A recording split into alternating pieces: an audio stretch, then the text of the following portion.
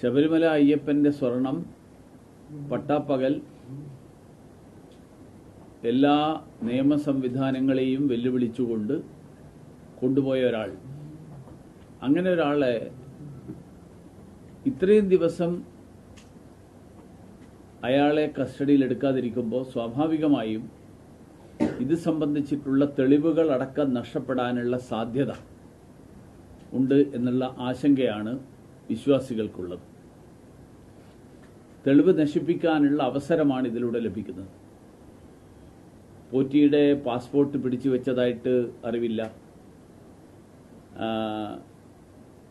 ഇയാളെ മാത്രമല്ല, ഈ സംഭവത്തിൽ പങ്കാളികളാണെന്ന് കരുതപ്പെടുന്ന നിരവധി ആളുകളുണ്ട്.